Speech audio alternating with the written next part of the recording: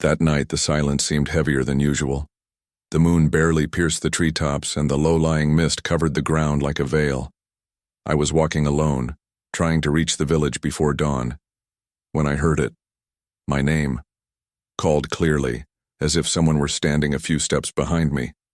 The sound was so precise I felt the warm air on the back of my neck.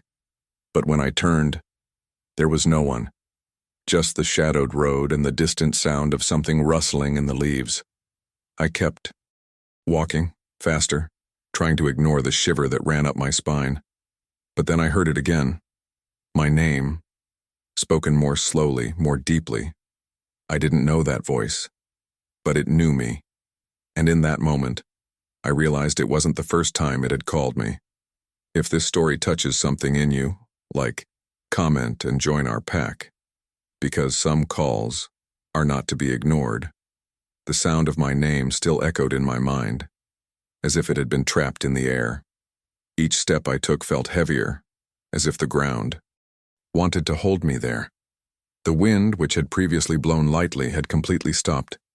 Even the leaves in the treetops were still, as if the forest had held its breath. I looked around, trying to find any sign of movement. Nothing. Just shadows. But the feeling of being watched was almost physical, like a weight on the back of my neck, like unblinking eyes.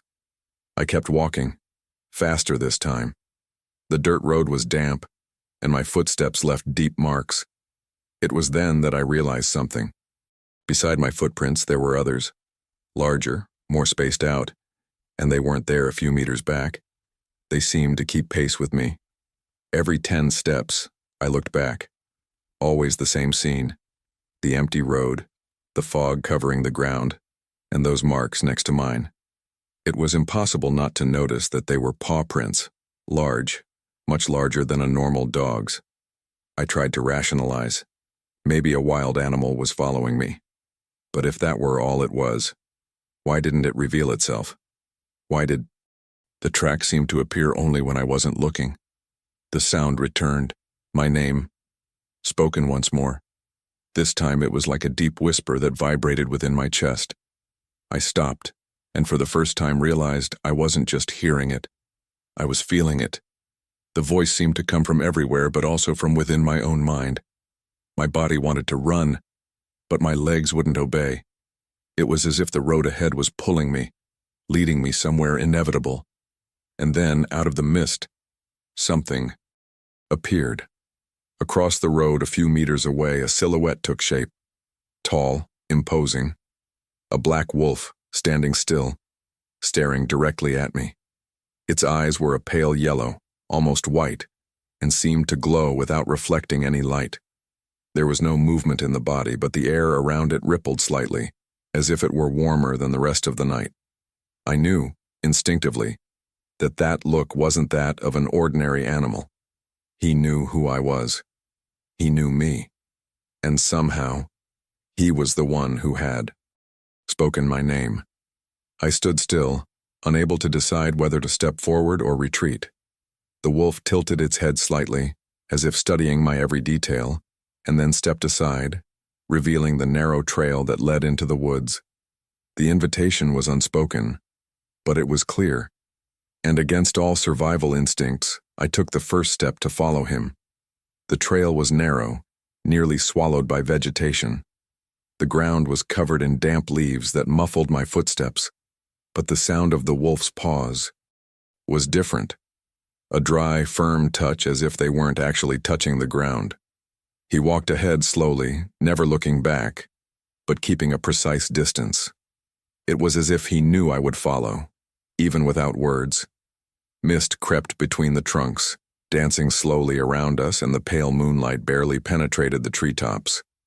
The further we went, the more the forest seemed to change. The trees, once straight and familiar, began to twist, forming impossible angles. Some seemed to have faces, hidden in the cracks in their bark, watching silently. The air grew colder, and with each breath the mist entered our lungs with a metallic taste. At one point, I noticed something disturbing. There were no more animal sounds, no more wind, not even the snapping of twigs beneath my feet. Everything was so silent I could hear my own heartbeat. Then the wolf stopped. Without turning, it raised its head and let out a long, deep howl. It wasn't like any I'd ever heard in real life. There was something about it that pierced through the flesh and reached straight to the mind. As the sound echoed, images began to appear in my vision, as if they were memories, but not mine. I saw an ancient village, flames illuminating frightened faces. I saw snow-covered forests and a figure walking alone, always with the same wolf at his side. I saw a fallen body, covered in marks that weren't from claws, but from something deeper, as if the life had been ripped away.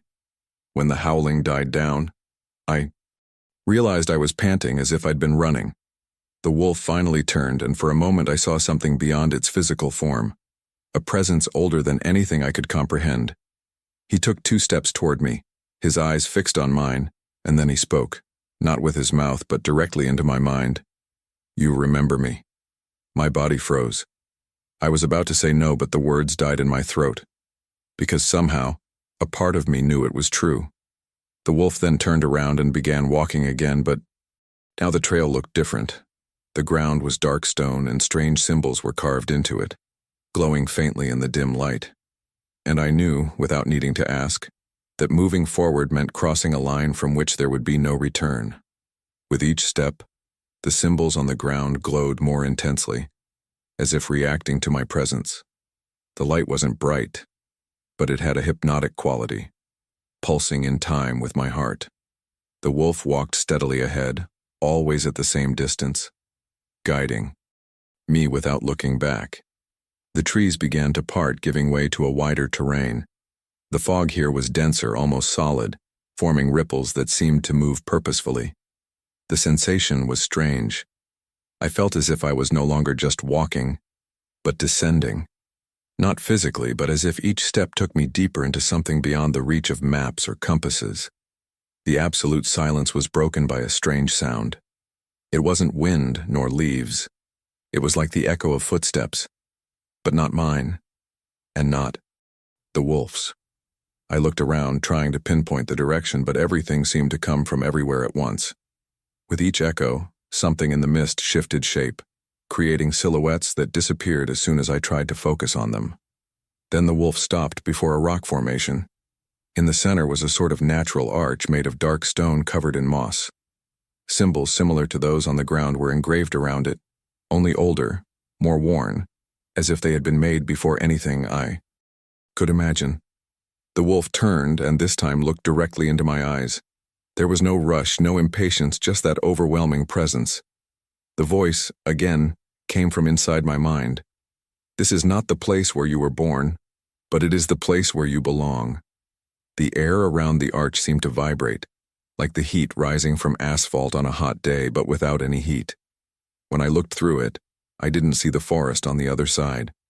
I saw another landscape, an eternal night, a snow-covered plain, and in the distance lights that moved like torches or eyes. My body wanted to retreat. Everything screamed at me not to cross. But there was something stronger than fear, a strange familiarity, as if I'd been there before, as if this was the place where all questions would be answered. The wolf stepped aside, clearing a path. The silence became suffocating, and I realized the sound of my own heart was now the only sound. I stepped inside the archway. The air changed. Instantly heavy, cold, and a chill ran down my spine. The next moment, the surrounding mist seemed to close in behind me, cutting off any view of the forest I'd come from. And ahead of me, the howling began again. But this time, it wasn't just the wolves. There were others. Many others. The first step past the arch was like diving into icy water. The air was sharp, thin, and metallic, and each breath left a white trail in front of my face. Ahead of me, the snowy plain stretched as far as the eye could see, interrupted by black rocks that emerged like the spines of a colossal buried animal. On the horizon, tiny lights wavered, not stars, but flickering sparkles, sometimes distant, sometimes surprisingly close, like blinking, lidless eyes. The wolf appeared beside me, not from behind, but as if it had been there forever. It walked a few steps ahead, leaving clear footprints in the ice. When I stepped on the first one, a strange warmth coursed through me, and an image took shape in my head, a child running down a narrow hallway, a howl in the distance, a door open to the night. The memory wasn't mine, and yet it stung as if it were. "You called me," I whispered, not knowing if the voice would come out in words or thought. The answer came like wind that doesn't move snow. I called him by the name they gave him when they handed him over. The sentence broke something inside me. Delivered? By whom? For what? The wolf continued on, guiding me between the rocks, until we reached a circle of ancient stones, scratched with the same symbols that glow on the ground on the other side. Touching one, I felt my fingers burn, not from the temperature, but from a presence. Images followed. Men in thick cloaks, flaming torches, a mark drawn on the ground, an oath spoken in a low voice, a name repeated 3 times. Mine. I wasn't here, I tried to say, but the thought itself wavered. The wolf brought its nose to the snow, as if scenting something invisible, and slowly raised its head. All around, the gleams I had thought were eyes began to move toward us. There were many of them. Dark shapes circling the circle, large, silent, with pale eyes that reflected nothing but themselves. A pack gathered. None growled, none attacked. They simply stared at me, like witnesses to a return. Belonging is not remembering. The voice in my mind was calm, ancient. It is recognizing when the calling is yours. I tried to back away, but the snow seemed to pin my feet for a moment, as if demanding a price for each step. Looking up, I saw something in the center of the circle. A freshly etched mark in the ice, identical to the one I'd seen in the visions. A blank space awaiting a final stroke, the completion of an incomplete symbol. A chill ran down my spine. The symbol needed my touch. Why me? The question escaped, almost a scream swallowed by the vastness. The wolf moved closer, until I could see the fragmented reflection of my face in its eyes. And for an impossible instant, I saw something else reflected there. Me, younger, me, older, me standing before a stone arch, always accompanied by it. Because you were called by your real name. And then, in a whisper that seemed to come from the ice beneath my feet, and because one day it was you who called us first. The stone circle vibrated like a buried bell. The surrounding shapes stepped forward, in sync, respectful. The wolf turned its head toward the incomplete symbol, waiting. The air grew heavy. My heart pounded. I understood, without anyone telling me. There was a choice. Complete the line and accept whatever I was here, or refuse, and lose something I could no longer name. The snow crunched beneath my boots as I took a step forward. My fingertips stung before they even touched the ice. The wolf tilted its head patiently, like a guardian witnessing the last question before the answer. I took a deep breath, and I reached out. The cold burned my fingertips before they even touched the ice. As I touched the mark, the world seemed to melt away. There was no light, no sound, just an absence that swallowed everything. When my vision returned, I was no longer on the plain. I stood in the same circle of stones, but now it was pitch black, and the moon, enormous, hung over us like an open eye. Around me, the pack remained motionless, but their gaze had changed. They weren't just witnesses. They were guardians. The wolf in front of me took a step, its nose touching the center of the symbol I'd just completed. A faint light began to spread across the line, flowing like water until it filled the entire design. And then, I felt, not with my body but with something deeper, a connection form. Suddenly, images flooded my mind. Battles fought in the snow, forgotten names whispered in the wind, oaths sworn beside never-ending fires. I saw myself in these visions, but not as I am now. I was in other times, other forms, always with the same wolf at my side. And I understood. I hadn't just been called. I was being remembered.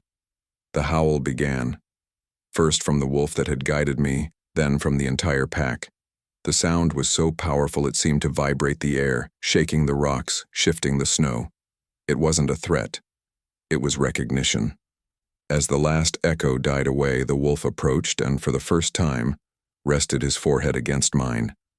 In that instant, the cold disappeared, and a sentence rang out within me with absolute clarity. Now you remember who you are. And then, everything went black. I opened my eyes and found myself back on the dirt road. The sky was still dark. The moon was still high. But there was no wolf, no snow. Just my footprints, and beside them, the enormous marks that couldn't possibly be there. I looked around. Silence. No sign of life. But when I took a deep breath, a familiar scent was in the air. The same one I'd smelled on that plain. And that's when, in the distance, in the opposite direction from where I came, I heard my name being called once again. If you heard to, do not ignore. Like, comment, and join our pack because some calls are not meant to be forgotten.